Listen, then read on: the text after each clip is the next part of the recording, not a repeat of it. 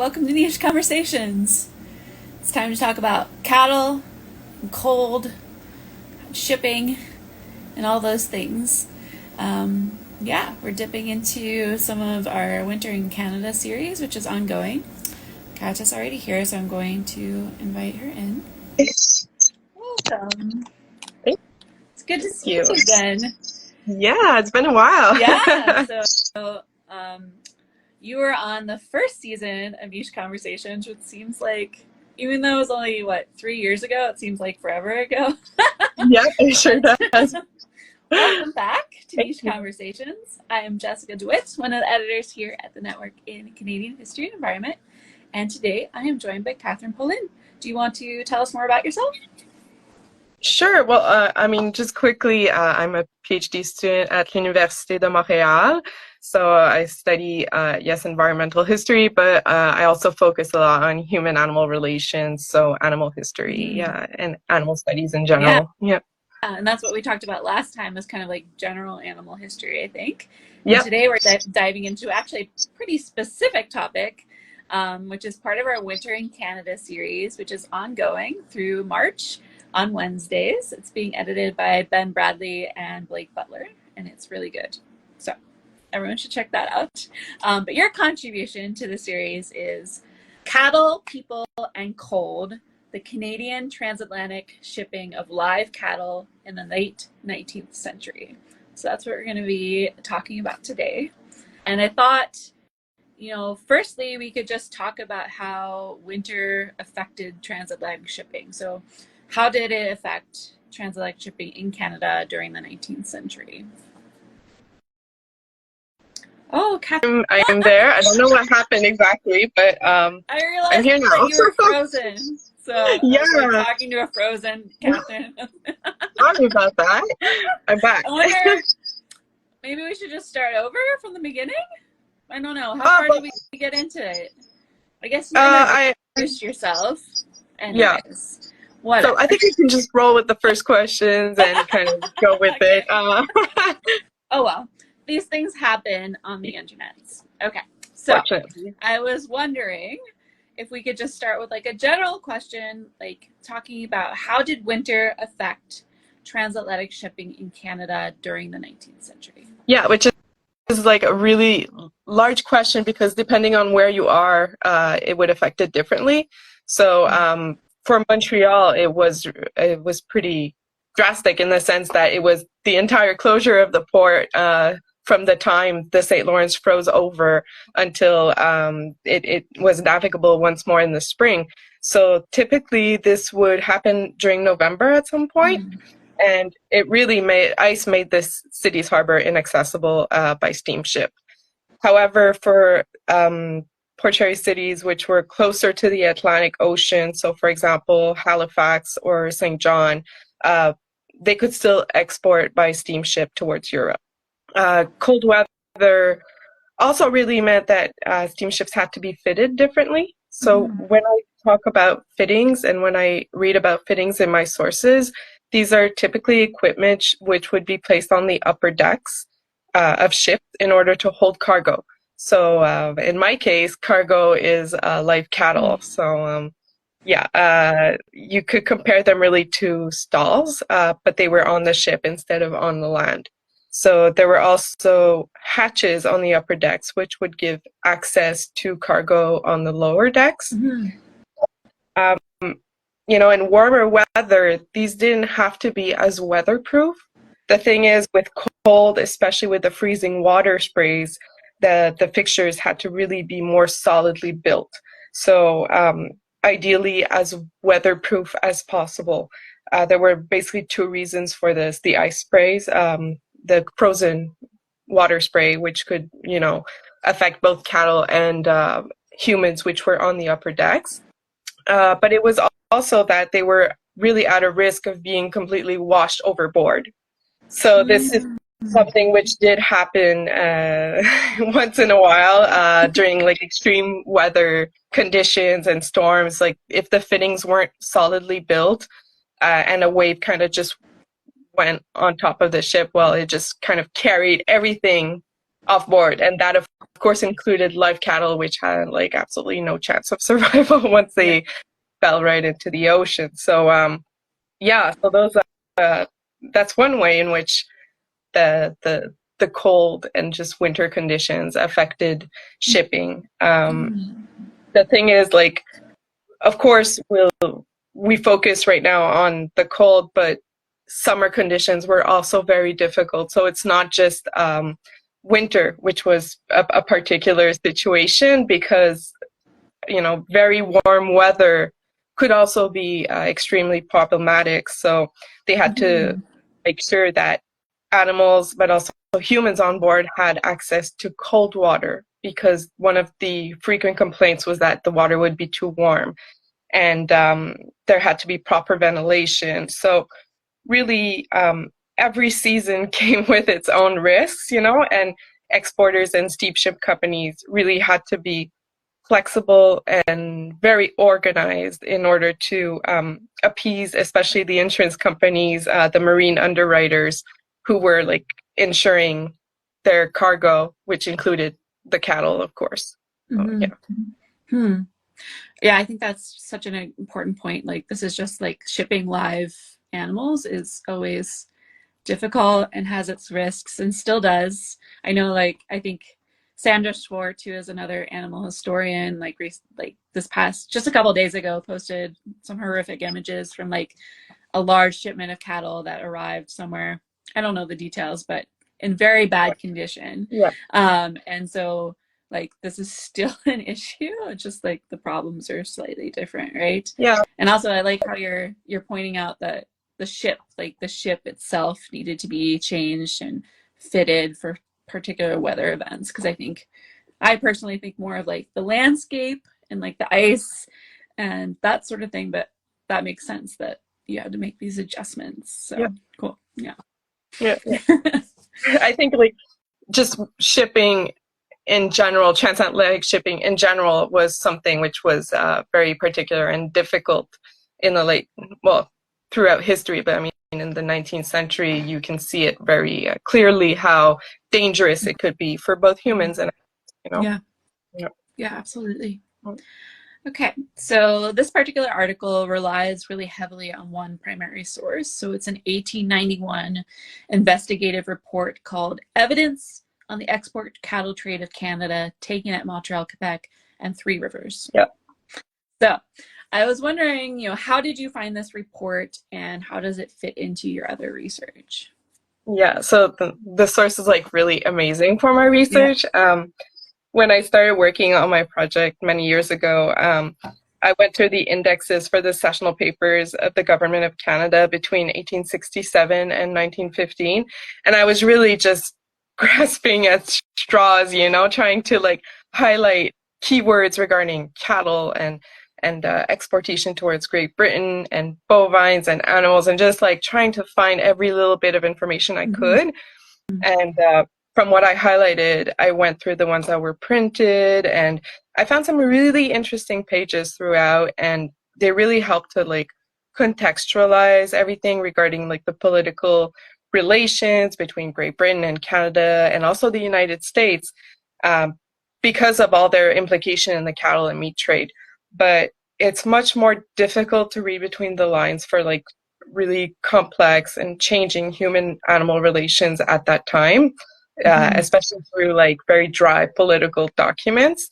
So when I reached the sessional papers for the year 1891, and I pretty much realized I had like a whole 300-page plus report with evidence which was taken at those three cities you mentioned, so Montreal, Quebec, and Three Rivers, I was just like so overwhelmingly happy, because like it really provided evidence and testimonies, and that I think was really missing in my research. And this really allowed me to also compare the testimonies and really glean out information regarding the details of the trade. So the transcription provided really helps kind of feel through the emotions of which seep through those like very dry written words at a base. So you'll end up with like more clues about for example, which questions were more difficult to answer for some individuals, and you'll really like for exporters and steamship companies, for example, the way they'll answer questions, you'll see when they're more on the defensive, and you'll even like they'll throw jabs at each other regarding like their business and companies and even each other's answers. So they'll contradict each other, and so it's very rich in that sense. You know, you really understand more about the more interpersonal relations also. So it's a great report for that. And for my PhD, I really studied the exportation of live cattle via Montreal and Quebec City towards Great Britain in the late 19th century. And I try to bring a spatial analysis as well as take into consideration those changing human-animal relations at the time. So one of my major questions is, how did the export cattle trade impact the urban environment, but also what role did the cattle play in these environmental changes? So of course, like, this report is really helpful for many reasons. It provides amazing statistics, first of all. It helps me identify key actors also, and it can provide me with more details about it's just that, like, the complexity of the human-animal relations at a time when, you know, animal rights were really starting to gain more and more visibility. So I also learned a lot about like political strategies from this report, which I didn't expect so much. So that was interesting. That was really interesting. Because I really realized how it's kind of a triangle of like political relations between Canada, Great Britain, and the United States. So it's great for that. Awesome. I love how excited you are about it, because I'm feeling excited too, because like I think most historians have had that moment where you find that one source and you're like, what? This is perfect. This is everything I've ever dreamed of. Because you start out with these questions, you don't know if you can answer them or like what's out there, and when you hit that right thing, like, ooh, it's good. It's good.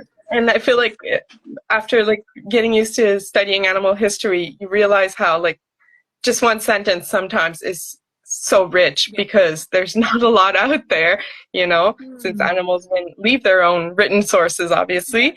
But like when you end up seeing like 300 pages of really, really good material, that's like, wow, I just hit a gold mine, you know? Yeah, exactly. I think it's also a really great example of how blog posts are the perfect space to just like really dive in and highlight one source. I think working in this field for a long time now, particularly new scholars are very overwhelmed with the idea of a blog post, and just like understanding that it can be as simple as like looking at a 5-page document that you found that's really cool. Like that's the sort of thing that makes a good blog post, and it actually is better when it's not like 500 sources, right? That's not the place for that, right? So I think this is a really good example. For me, that was really a great opportunity, because I don't particularly study winter or the cold. But since when I saw that they were looking for blog posts on that topic, I was like, oh my God, but I have information on that. I can write something about that. So like it provides an opportunity to kind of diverge a bit from what you're used to doing, and just, you know, get interested in other topics. So I think that's great. Okay. So getting into like the meat of your article, pun intended. You conclude your article by stating that this period of Canadian industrialization was thus marked by a prioritization of economic gains over the well-being of both cattle and cattlemen.